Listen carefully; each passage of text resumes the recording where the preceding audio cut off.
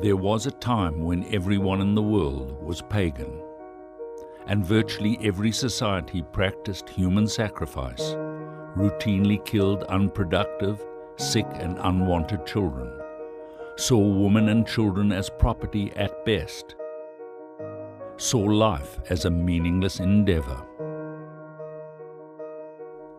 In such a world, would you have believed any differently?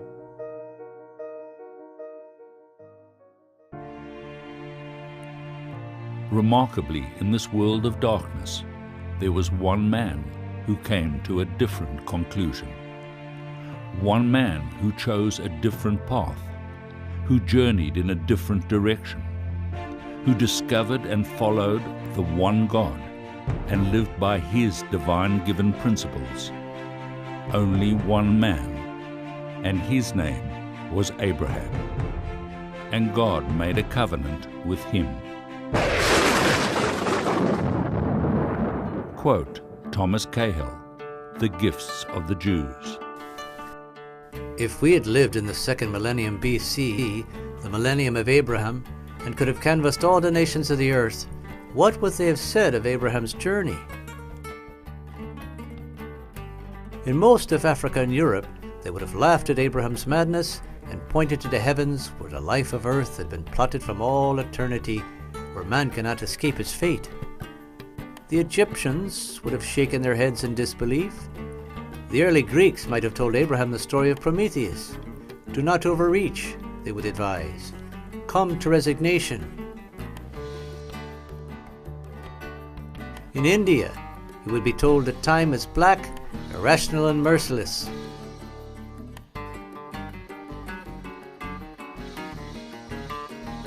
On every continent and every society, Abraham would have been given the same advice that wise men as diverse as Heraclitus, Lao Tzu, and Siddhartha would one day give their followers. Do not journey, but sit. Compose yourself by the river of life. Meditate on its ceaseless and meaningless flow. Abraham was one man who charted a radically different course, and from this one man evolved a people unlike any other. A people who crossed paths with virtually every great civilization in history. A people whose history is unlike any other. A people whose impact on humanity is unprecedented. A people who are known to the world as simply the Jews.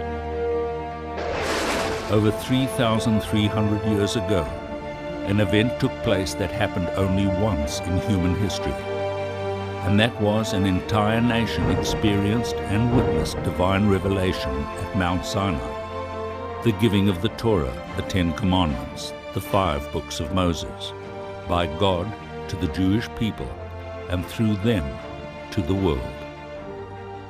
What happened at Mount Sinai changed the world forever. For the first time in history, man had been given a divine moral compass, a guide for how to best live one's life, to perfect oneself and the world. In the ancient world, in the eastern part of the Fertile Crescent, also known as the cradle of civilization, is the Holy Land, the land of Israel.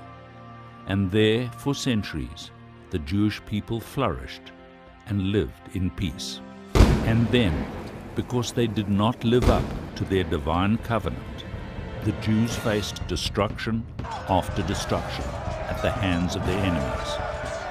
First came the Babylonians, then the Persians, then the Greeks, and finally, with all their fury, the Romans, who forced them into exile and dispersion. For over 2,500 years, Jews suffered persecution.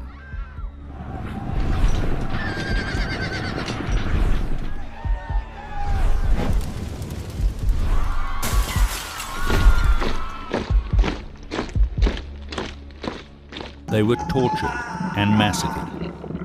Their synagogues burnt, their women violated, their books vandalized and set ablaze, century after century after century. Throughout their history, and even until modern times, for reasons of jealousy, of people blaming their ills on a convenient scapegoat, and because Jews stood up and continue to stand up for the absolute moral standard that comes from the belief in one God and the holiness of human purpose. The Jews have faced and continue to face the demonic and destructive forces of anti-Semitism. Quote, David Lloyd George, British Prime Minister. Of all the extreme fanaticism which plays havoc in man's nature, there is not one as irrational as anti-Semitism. There is no greater example of this than the evil of one man, who projected his own failings and those of his followers on the Jews, and that was Adolf Hitler. Providence has ordained that I should be the greatest liberator of humanity.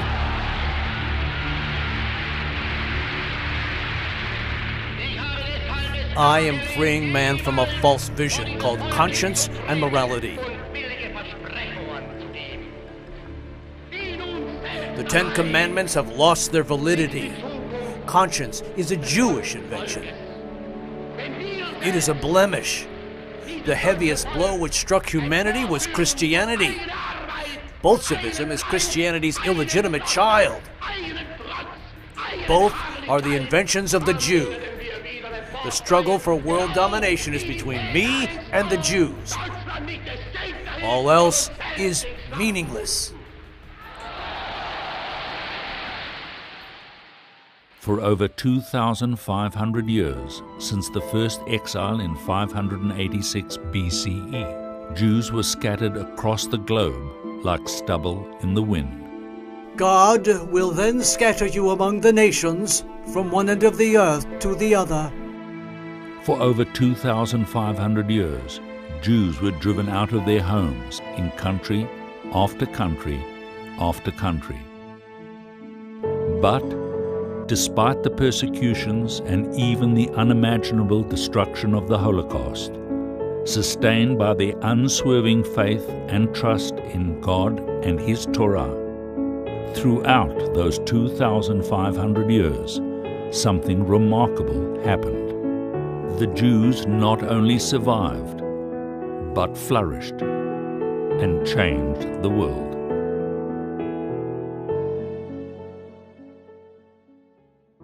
Quote, Paul Johnson, author, A History of the Jews and a History of Christianity.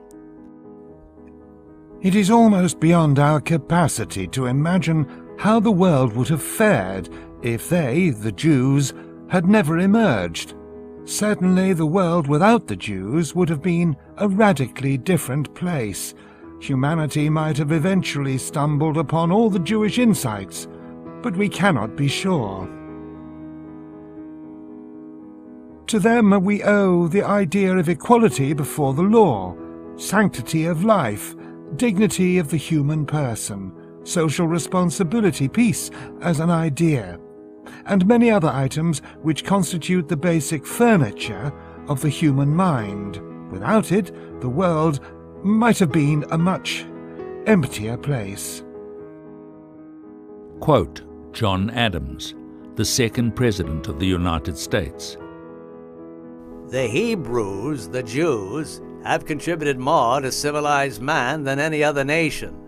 They have given religion to 3/4 of the globe, and have influenced the affairs of mankind more and more happily than any other nation, ancient or modern. Quote, Woodrow Wilson, the 28th President of the United States. The laws of Moses contributed suggestions and impulses to the men and institutions, which were to prepare the modern world, and if we could have but the eyes to see, we should readily discover how much besides religion we owe to the Jews. One remarkable fact is that since Alfred Nobel first created his prize, over 1/5 of all the Nobel Prizes have been awarded to Jews.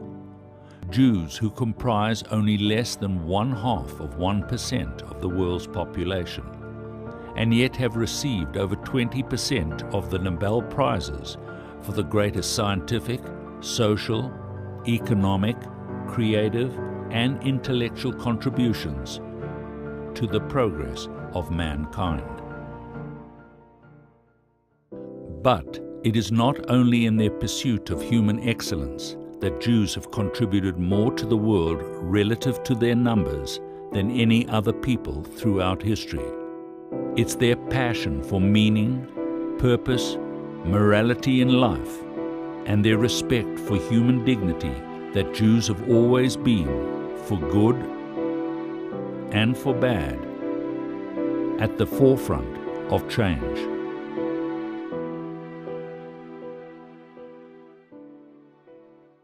Quote, Winston Churchill, British Prime Minister. Some people like the Jews, and some do not. But no thoughtful man can deny the fact that they are beyond any question the most formidable race that has ever appeared in the world. But over and above their contributions to mankind, something else, something quite astonishing, occurred throughout Jewish exile. Over 2,500 years ago, there were approximately 10 million Jews in the world. Today, there are just under 14 million. In comparison, 2,000 years ago, there were approximately 30 million Chinese in the world. Today, there are over 1.4 billion. Throughout history, as if ordained, the Jews have remained small in number. And only a small number will remain among the nations where God shall lead you.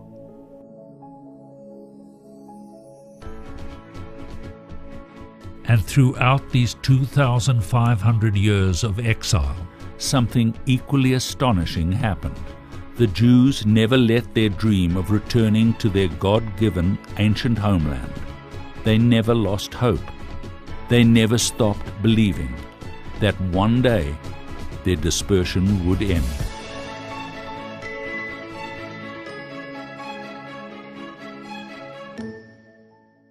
In 1978, before a Soviet court about to sentence him to 15 years in prison for the so-called crimes of studying Hebrew, practicing Judaism, and requesting a visa for Israel, Natan Sharansky said, For 2,000 years, the Jewish people, my people, have been dispersed all over the world, and still, each year Jews have stubbornly and apparently without reason said to each other, Lashana haba b'Yerushalayim, next year in Jerusalem.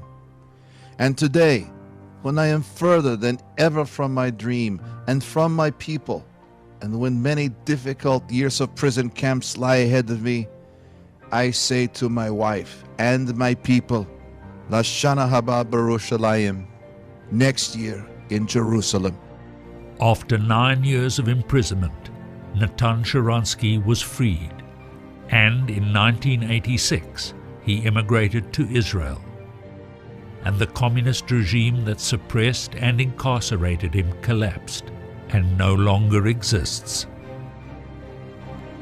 In a similar ironic twist of history, after the Nazis were defeated in 1945, in 1948, only 3 years later, the United Nations voted for the re-establishment of the Jewish homeland, the State of Israel.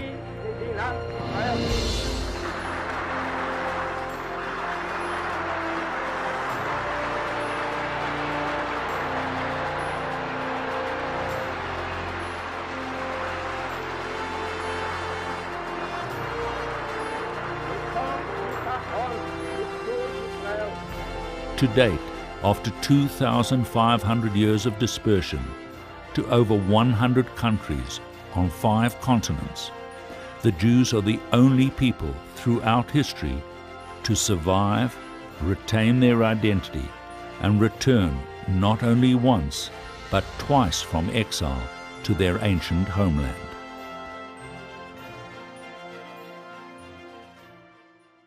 The story of Abraham and the story of the Jews is the story of one man who dared to be different, and his descendants, a people whose wandering was endless, whose persecution was unremitting, whose vision for a better world was unparalleled, whose belief in one God and their commitment to His Torah and the dream of returning to their homeland were unshakable.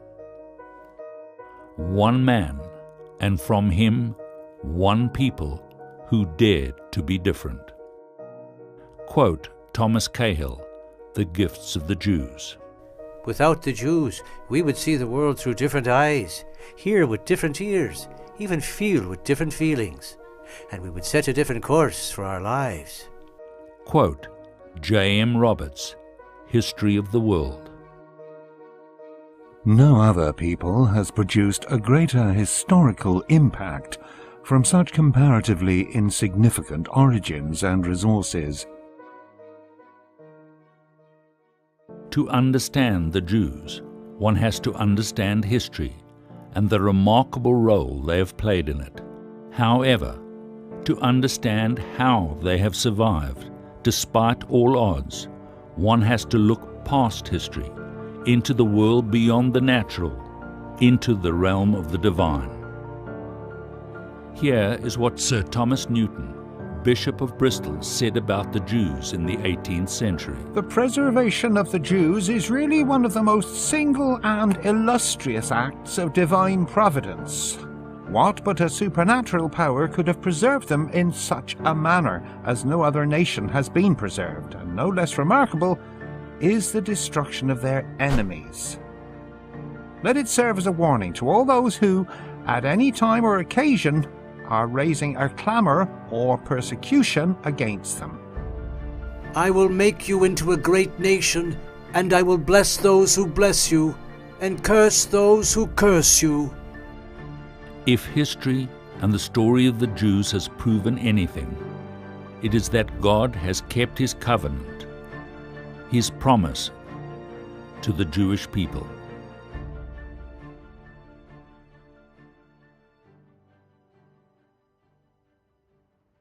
Here is a quote by Leon Tolstoy, the Russian writer, written in 1908. What is the Jew? What kind of unique creature is this, whom all the rulers of all the nations of the world have disgraced, crushed, expelled, destroyed, persecuted, burned, and drowned, and who, despite the anger and fury of their oppressors, continues to live and to flourish? The Jew is the symbol of eternity. He is the one who, following the faithfulness of his ancestors, has for so long had guarded the prophetic message and transmitted it to all mankind.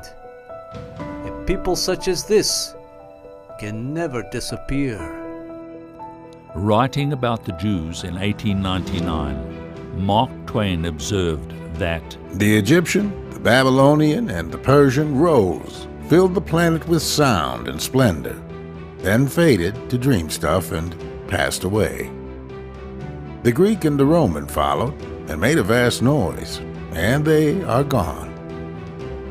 Other people have sprung up and held their torch high for a time, but it burned out, and they sit in twilight now or have vanished.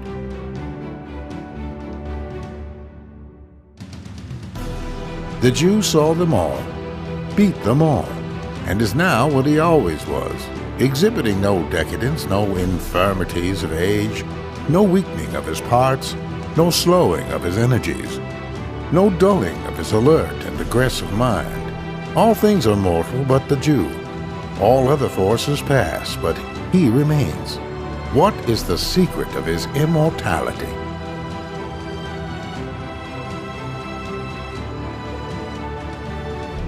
All things are mortal but the Jew. All other forces pass, but he remains. What is the secret of his immortality?